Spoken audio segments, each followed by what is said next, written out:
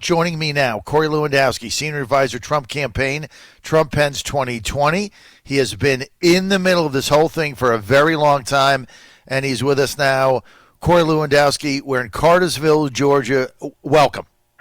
Hey, John, thank you for having me. And look, your listeners are so lucky for the work that you're doing, the on-the-ground information you're providing them.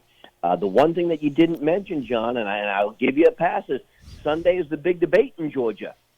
That's right. Sunday is the debate, and Kelly Loeffler is going to be debating. And look, I've been asked to come to the debate on Sunday. I may come down and spend some time there reminding the American people of what is really at stake in Georgia. And look, your listeners know this because you've been talking about it. You've been down there on the road. But this is a big week in the Georgia elections. Obviously, we've got a debate on Sunday. We've got President Trump coming down on Saturday.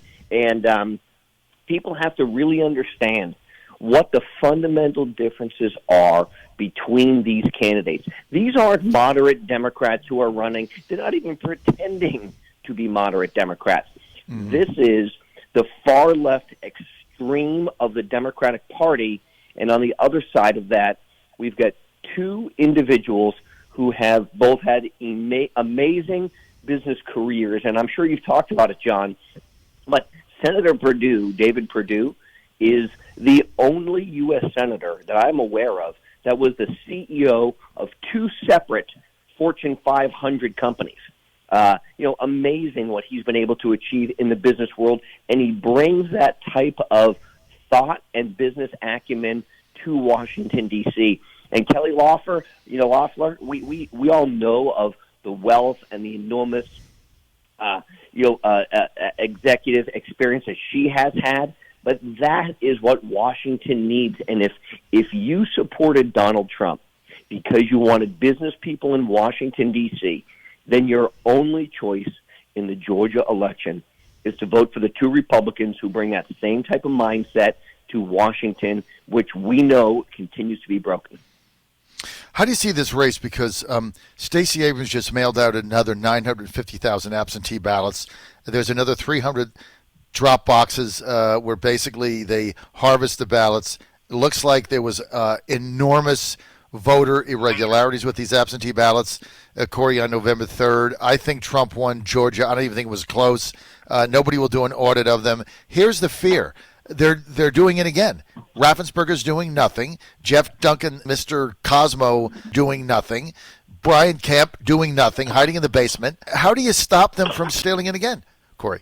Well, look, John, there is some real concerns, and I think the American people truly, on both sides of the aisle, will tell you, if you could get them in private, that there is real concerns about mail-in voting. The Washington Post, the New York Times, before it was, against Donald Trump, used to say mail-in voting is ripe for fraud. There is no check and balance in the system. Look, our elections are too important to simply allow people who shouldn't be voting or are voting more than once to have that opportunity.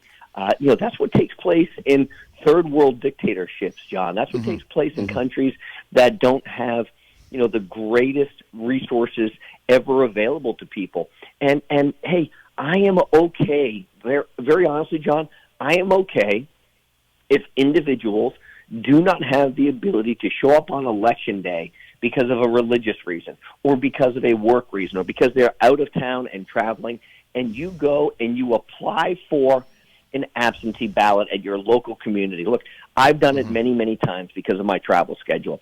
And what I've had to do is I've had to show my identification. They've handed me the ballot right on the spot in most cases. I've then filled it out on the spot at my local town hall and turned it back in. Nobody in America has any concerns about that. What we do have concerns about is exactly what has happened in many places, which is every person who's ever lived at a domicile, at a residence for the last 30 years, whether they're alive or dead, whether they are active or inactive, are getting ballots. Those ballots are being filled out. They're being dropped off. There's no verification to it. There's no way to verify if one person filled them out or if 100 did. And here's the real problem I have, John, is the media is now downplaying this. And what they're saying is, very simply, what they're saying is, hey, there's no such thing as widespread voter fraud. Sure, a couple dead people vote here and there, but it's not enough that we have to be concerned. And that, John, should scare the bejesus out of people, because one person voting who is dead is one too many. And when we brought those issues directly to the attention of the authorities in the state of Pennsylvania, and I specifically outlined an individual who unequivocally had voted, or their vote had been turned in after they had died, the media's account was, well, we talked to the husband, and they said that that woman who died, who voted, was a Trump supporter, as if it was okay to justify it that way. But we have to be vigilant, because that's what they're doing once again. They're sending these ballots out to anybody, whether they're alive or dead, whether they're humans or they're pets, and we have no control. And what we have learned, and what the American people are now very aware of, is once you separate the ballots, the envelopes from the ballots themselves, there is no way to verify any part of who actually voted and any integrity into that system, and that's what we really need to be worried about. And that's the issue in Georgia, right? So there's allegations and there's affidavits that Linwood has and others saying up to 50,000 ballots that came in the mail are not legal ballots. They're either people that didn't have addresses, people that moved, don't live here, double registrations, voted two places, addresses went to a P.O. box, that's illegal. It goes on. Up to 45 to 50,000 of them is what we've heard. Now, here's the problem, okay? Raffensperger will not agree to a simple audit of the envelopes. And his argument is, well, the envelopes have already been separated. But if you audit the signatures on the envelopes and you find that there's 5, 8, 9, 10% fraud, now you're talking about 80,000 votes. I mean, why wouldn't you do an audit of the signatures on the envelopes and at least get that out? What is Raffensperger hiding? Because it's very simple, John. It's very simple. The only job of the Secretary of State, by and large, in a state, of any state, is to ensure the integrity of the election process, right? Mm-hmm. And once you put a spotlight on just how poorly these people actually do their jobs and how inept most of these people are, that's the last thing that they want. And look, there has been a number of states, and there is precedent for this. If you don't follow the way that the law reads and you don't fill out the form properly, even if it's not your vote that is discounted, they extrapolate the number of votes that they believe in certain states have been cast illegally, and then they just discard those. And I can give you an example. In the state of Wisconsin about 10 years ago, maybe 15 years ago, they found that a number of people didn't fill out the absentee ballot form properly. They couldn't signature verify it. So what they did was they said, okay, and I'm just going to make up this number, 10,000 people did this improperly. We're going to go and just take 10,000 votes out of the system and get rid of them. And they did that about 10 or 15 years ago in the state of Wisconsin, and then overturned an election, John. Because that's what you're supposed to do. If you can't verify the signature, and this is the problem in Georgia, people don't want to, specifically the Secretary of State doesn't want anybody looking at what's going on because they know that they screwed this thing up badly. They know that for sure. They don't want the scrutiny. And look, most elected officials, what do they want? They want to stay in office. They want to make sure that they get to keep doing their thing. And by and large, up until this election cycle, nobody knew who their Secretary of States were. These were kind of faceless, nameless people who are aspiring governors and aspiring, U.S. senators. But they run for, a Secretary of State first because it's a lower-level race that most people aren't paying attention to. Now the American people have woken up and said, who are these lunatics who are running our election cycles at the state level? Right, exactly. Corey Lewandowski with us. We're live on the John Fredericks Radio Network, where in Cartersville, Georgia, Senator Bruce Thompson has just come in. He'll be with us at the 8:30 hour. Sidney Powell will be with us then. Corey Lewandowski, Senior Advisor, Trump-Pence 2020 with us now. Corey, what is the status here of the Trump-Pence effort? We've got lawsuits in Nevada, Arizona, Wisconsin, Michigan, Pennsylvania, Georgia that I know of now, all active, led by Rudy Giuliani. Give us an assessment, Corey. Is there a pathway for President Trump to put his hand on the Bible January 20th? Yes or no? You know, John, I don't know the answer to that, and I've had the opportunity to spend a lot of time in the last 10 or 12 days on the phone with the president talking about what some of the options look like. And I think he and I are resolved in one very, very easy fact. Every legal vote should be counted, and every illegal vote should not be counted. It's literally that simple. And I can't understand why anybody in America has a different thought process when it comes to that. If you voted legally, 100% we want your vote to count. If you voted illegally, 100% we want your vote not to count. And all of a sudden, because the outcome of the presidential election has been determined, which, you know, John, like I'm just a dummy political science major who, you know, knows how to run campaigns. And on its face, the data doesn't make sense to me. The anomalies that we're seeing, the 27 congressional races that were toss-ups, all won by Republicans, state legislature is flipping.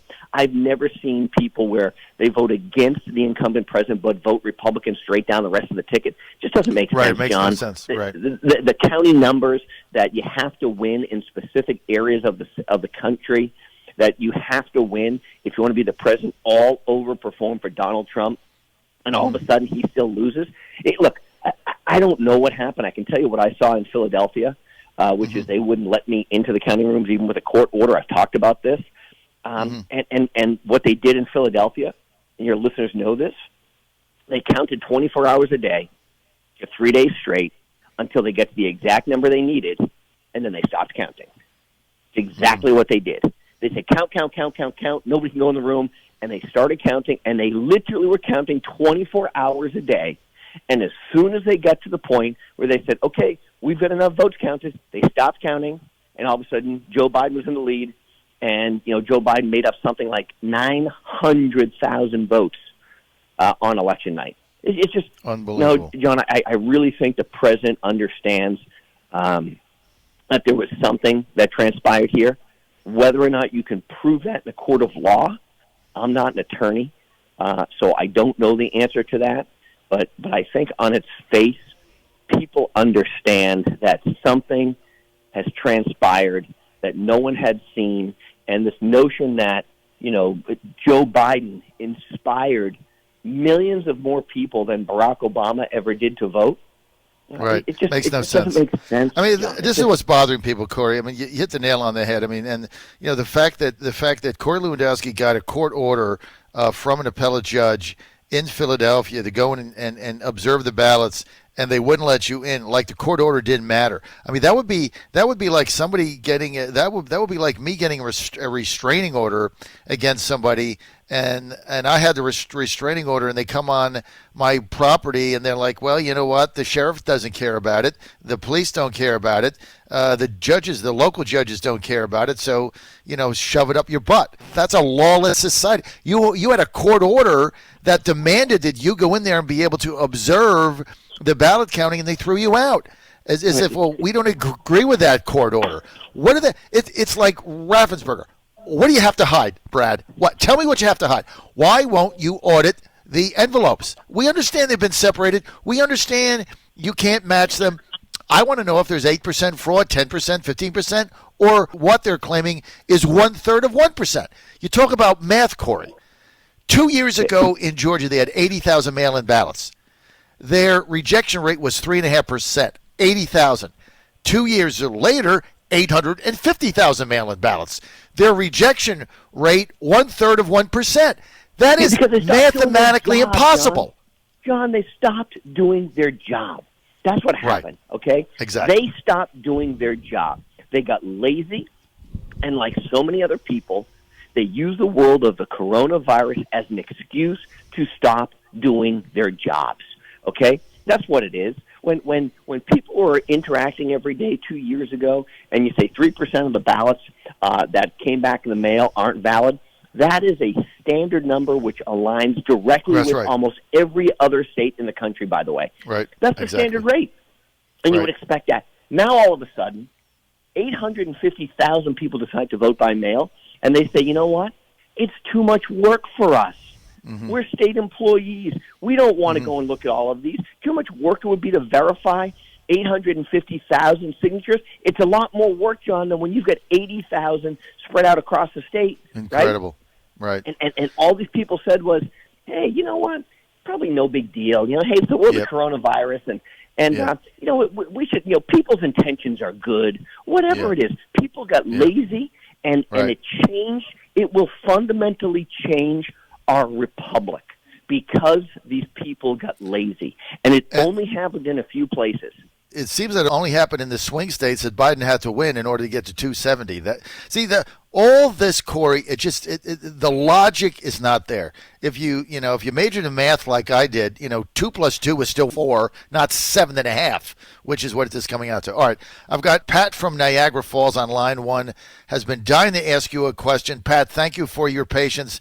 Pat, Niagara Falls, New Yorker, on with Corey Lewandowski. Hi, Corey. Hi, Pat. Corey? Hi. Yep. Listen, Corey, I didn't hear an answer to what John was saying. How are we going to prevent the same thing from happening in Georgia on January 5th? I believe that you have to get agreement from the Democrats and the Republicans to have a protocol for what's going to happen when the counting takes place, and people can't be kicked out, and where they can sit, and that every Republican can see every ballot. Like, there has to be something set up ahead of time with lawyers backing it up. That's my first point. Like, you really have the other thing is the machines are set to accept signature, like when they compare them, or to, it can be to a strict standard or to a more lax standard. And they changed it on November 5th. They made it, anything goes. Like, you don't hardly even need a signature. Sure. So we have to, examine that also. You have to work at it from the terms of counting and also from the machines. The other thing I wanted to say was I don't think you should, I agree with you that they're both great candidates in Georgia. The Republican candidates are good. But also, and you are doing that, emphasize that our country is at stake. It's not just about the candidates.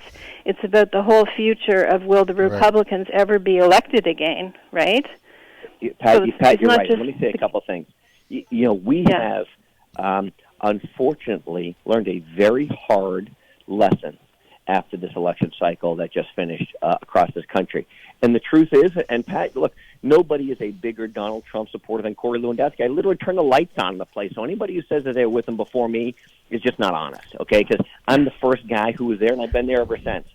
But once again, unfortunately, the team was not fully prepared for what was coming on Election Day. What are they going to do January 5th? That's my question. Pat, that's the lesson that we learned in November. So what are we going to do now is we have to ensure that every single polling location in the state of Georgia has a person, a Republican, an attorney at that location who can watch everything that happens. And, look, I agree with you. I'm in favor of having a Republican and a Democrat stand there and watch every single ballot be counted and understand what the process is for protesting some of these ballots. Look, we should have been doing that. We should have been doing that in November. We should have been prepared. I know, but we tried. That's my point. We tried. And if you heard the testimony yesterday from Michigan, you'll see how the people were intimidated. They were thrown out.